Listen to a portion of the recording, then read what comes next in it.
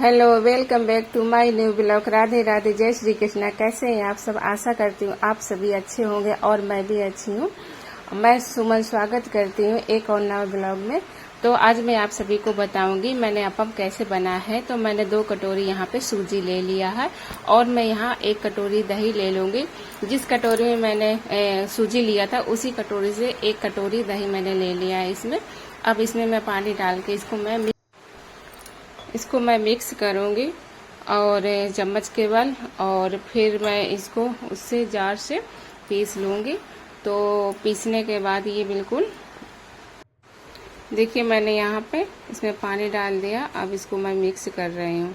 इसको अच्छे से मिक्स कर लेंगे क्योंकि इसमें जार में भी डर रहता है ना कि ये थोड़ा ख़राब ना हो जाए कहीं, और ऊपर पानी हो जाएगा, नीचे सूखा सूखा हो जाएगा। तो इसको हम अच्छे से पहले मिक्स कर लेंगे।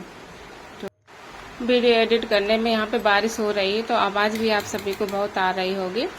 और ये मेरा रक्षाबंधन के पहले का ब्लॉग है और मैं एडिट नहीं कर पाई क्योंकि बच्चों की छुट्टी हो गई थी। इस मतलब थर्सडे का ब्लॉग है और फ्राइडे और सैटरडे संडे है, 3 दिन की छुट्टी रही तो मैं इसको एडिट नहीं कर पाई वीडियो को।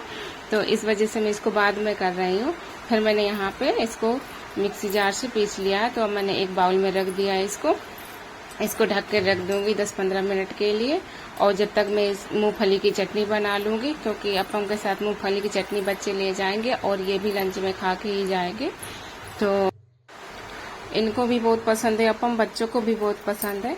तो मैं सबको बना रही हूँ एक साथ ही। और मैं भी खाती हूँ, कम खाती हूँ। मैंने अब इसमें डाल दिया है नमक और इसमें डाल लूँगी अब थोड़ा सा इनो, और उसी हिसाब से जितना मेरा घोल है अब दोनों को मैंने उसी में मिक्स कर दिया, मतलब फेंट लिया है। चम्मच का बल फेंट दूंगी अच्छे से। तो ये खाने में भी बहुत अच्छे लगते हैं, टेस्टी लगते हैं, लेकिन सबकी अलग अलग पसंद है। मुझे भी पसंद है पर उतना ज़्यादा पसंद नहीं है। अब मैं गई छत पे तो मैं अपना जाऊंगी कड़ी पत्ता लेने। तो हमारा कड़ी पत्ता पहले सूख गया था और उसी की जड़ें निकली हुई हैं, बारिश की वजह से ये निकल आई है। तो ये देखिए इतना हरा भरा हो गया, अच्छा भी लग रहा है। और इस समय बारिश बहुत होती है तो काई भी बहुत छत में लग गई है।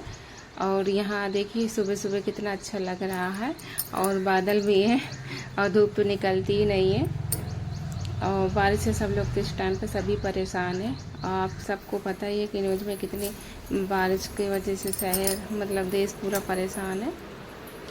तो मैं आ गई हूँ छत पे। मैंने यहाँ पे अपनी चटनी पीस ली है और मैं इसमें छौंका मारूंगी। तो छौंका लगा दिया है और इसके बाद मैं बनाऊंगी अपने अप्पम।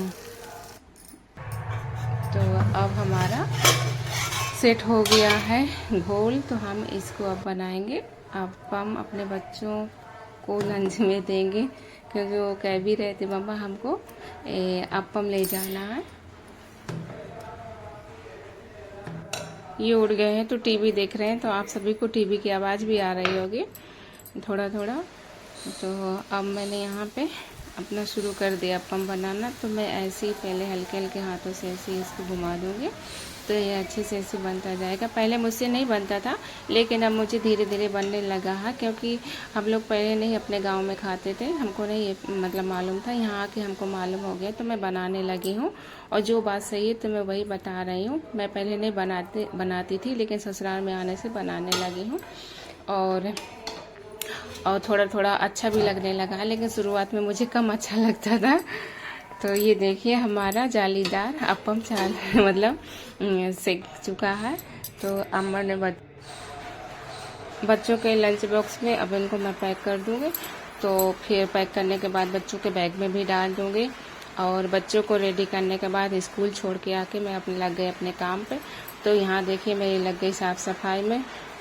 और कुछ मोटिवेशन की मैं आपको बात बताना चाहती हूँ कि मोटिवेशन तो सभी को ज़रूरी है, मुझे भी ज़रूरी है और आप सभी को भी ज़रूरी है। मोटिवेशन तो हर किसी को ज़रूरी है और मोटिवेशन मिलने से ही लोगों में एनर्जी आती है और करने का हौसला होता है कि हाँ मैं ये कर सकता हूँ, कर सकती हूँ। हमें लगता है ज़िंदगी में सुख ही सुख होने चाहिए और अगर थोड़ा सा भी दुख आता है तो फिर हम भगवान को मानना छोड़ देते हैं। हमारी पहली उंगली भगवान की तरफ ही होती है कि आपने ऐसा कैसे कर दिया। मेरे साथ बहुत गलत किया। लेकिन क्या आपको पता है कि दुख और तकलीफ या असफलता यह भी जिंदगी का एक हिस्सा है। यह हमें मजबूत बनाने के लिए आते हैं, हमारी सोच को गहराई देते हैं, हमें नए अनुभव सिखाते हैं। जो लोग केवल खुशी की तलाश में भागते हैं उन लोगों को कभी जिंदगी समझ में नहीं आती, न ही कभी तो वो सुख भोग पाते। इसलिए उनकी जिंदगी में थोड़ा सा दुख आ जाता है तो अपना रोना रोना शुरू कर देते हैं। लेकिन बात सच्चाई की करें तो जिंदगी में दुख आना स्वाभाविक है, उससे निपटना हमारी जिम्मेदारी है। सिर्फ आपने एक एक बात ध्यान में रखनी है कि अगर ईश्वर ने हमें दुख दिया है तो उसको सलूशन भी जरूर दिया होगा। जिस ईश्वर ने तकलीफ दी है उसके सामने बैठकर दोनों हाथ जोड़कर पूछिए, हे भगवान, जो दुख दिया है इसका समाधान भी कैसे भी दे दो। फिर आप देखना आप में कितनी ताकत आ जाती है उस दुख को समझकर समाधान ढूंढने की। दुख से कभी हमें भागना नहीं चाहिए। दुख तो हर एक मुकाबला है अपनी जिंदगी से लड़ने का। मतलब कि जैसे हम कोई चीज होती है तो हमेशा दो जोड़ों में होती है। अगर हमें सुख मिला है तो दुख भी जरूर आएगा। तो इसीलिए अगर सुख हम अच्छे से बिता सकते हैं तो दुख को भी हमें हंसकर बिताना चाहिए और उसे भगवान से प्रे करने चाहिए कि भगवान हमें इस दुख से निपटने की ताकत दीजिए, हम इससे आसानी से निपट सके। और भगवान का नाम लेते रहिए और भगवान सब आसानी से निपटा देते हैं। हमारे जो जैसे लिखा होता है वो हमें भोगना ही पड़ता है। तो इसी हिसाब से हमको अपने सुख हो या दुख हो तो अच्छे से बिताइए। किसी के जिंदगी में कोई सुखी सुख नहीं है, हर किसी के जिंदगी में दुख भी है और सुख भी है। हमें लगता है कि वो इंसान कितना सुखी है, हमें लगता है वो दूसरा इंसान कितना अच्छा सुखी है, हम ही दुखी में। कोई सुखी से नहीं है, जिंदगी है तो दुख है और सुख भी है। हमें अपने आप में ढूंढना चाहिए कि मैं सुख कैसे रह सकता हूँ। हमको नेगेटिव बातों से दूर भागना है, पॉजिटिव बातें ढूंढनी है। अगर कोई गलत बातें बोल रहा कोई, उससे भागो। अगर इसने हमारे बारे में कुछ गलत कर दिया तो चलो ठीक है, कहने दो, उनको इग्नोर करो। बस अपने आप में खुश रहो, भगवान का नाम लेते रहिए, अपना काम है जो अपना काम करिए और अच्छे से जीवन व्यतीत करिए और अपने घर परिवार के साथ में सुखी रहिए। और हर परिवार में हर इंसान अपने अपने मन का होता है। अगर हम उसके मन का कर रहे हैं तो उसको लगेगा कि हाँ मेरे मन का कर दिया, तो वो उसे अच्छा महसूस होगा। अगर हमने वही बात कह दिया कि नहीं ऐसा नहीं ऐसा करना है, मैंने अपने मन का कर लिया, तो बस वो दुखी हो जाएगा कि यार बस जिंदगी में यही छोटा बड़ा मन मुटाव बन जाता है, बड़ी प्रॉब्लम। तो बस यही जो जिंदगी में किसी के मन का ना करे तो वही दुख है और कुछ है नहीं। मानो तो सुख है, नहीं तो दुख ही दुख है। तो अब मैं यहाँ पे बच्चों को अपने पढ़ाने लगी हूँ और मेरा सारा काम हो गया है। बच्चे भी स्कूल से आ गए हैं और मैंने कपड़े भी छत पे डाल दिए हैं। फिर मैं बच्चों को दोपहर में पढ़ाने लगी हूँ और कह रही थी मम्मा आज मुझे ड्राइंग करना है, तो आज बच्चों को ड्राइंग करा रही थी। तो ये इनको हाउस बना के दिया था तो उसी में ये कर रहे थे, कलर कर रहे थे और ये मुझसे बातें कर रहे थे। बिट्टो भी रोटी नहीं बनवाती हैं, उनके आंखों में बाल आ जाते हैं और यही कह रही थी बिट्टो से कि बिट्टो अपने बाल बनवा लिया करिए।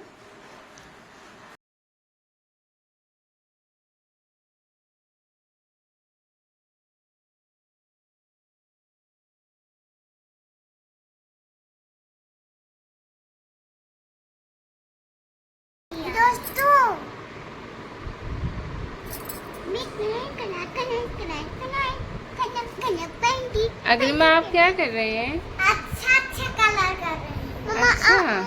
अच्छा आप क्या करें बोलो? आप चोटी नहीं बताती, आंखों में बाल आ रहे हैं। मुझे चोटी ही नहीं बनाना है। तो ना बताइए, आपको फिर आंखों में बाल आएंगे, आपको दिक्कत होगी। आप दिखाई कितना किया आपने, आपका पेज पलट गया। Very good. अमिताभ क्या कर रहा बोलो? अमिताभ क्या कर रहे हैं? मैं कर रहा दिखाई। ये वाह वेरी गुड।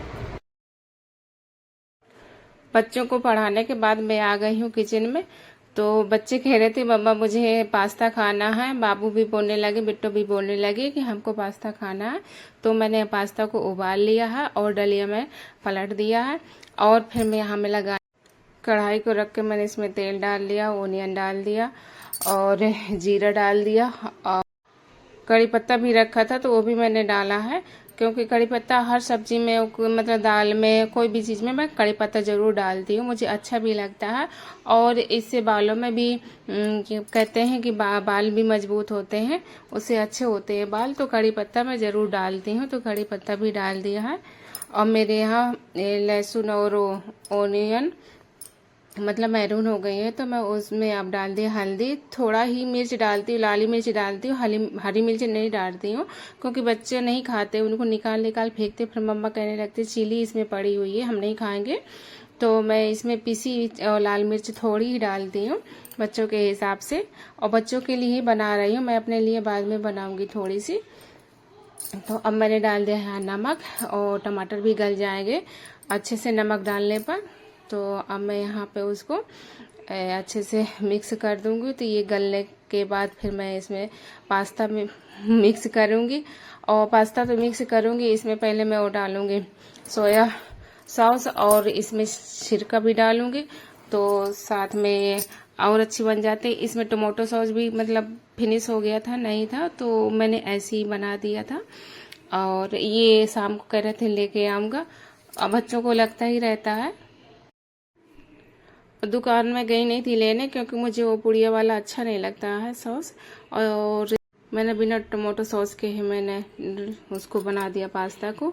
बच्चों ने खा लिया था, उनको भी अच्छा लगा था, कहते मम्मा अच्छा है, और लेकिन इसमें टमाटो सॉस होता तो और भी अच्छा लगता। और आप सभी को मेरा ब्लॉग कैसा लगता है प्लीज़ बताइएगा, और प्लीज़ सपोर्ट करिए, कमेंट करिए, लाइक करिए, और जो भी कमियां हो तो प्लीज़ बताइएगा, उनसे भी हमें सीखने को मिलता है। अगर कोई हमारे अंदर कमी है तो हम उसे सुधारने की कोशिश ज़रूर करेंगे। तो यहाँ पे बच्चों का पास्ता हो गया रेडी, आइए आप सभी भी खा लीजिए।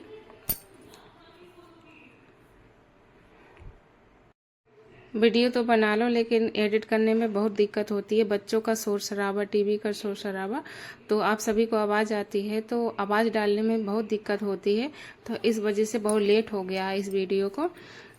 बीच में बच्चों का शोर और टीवी की आवाज़ आएगी तो आप सबको भी वीडियो देखने में अच्छा नहीं लगेगा, और मन भी नहीं लगेगा, आवाज़ भी नहीं समझ में आएगी। इस वजह से बहुत बच्चे जब सो जाते हैं तभी मैं एडिट करती हूँ वीडियो को। और यहाँ पे बच्चों को हो गई है मतलब माइक्रोनी की याद आ जाती है, पास्ता रेडी हो गया है, तो अब मैं बच्चों को दे दूँगी, फिर इसके बाद मैं अपने लिए बना लूँगी।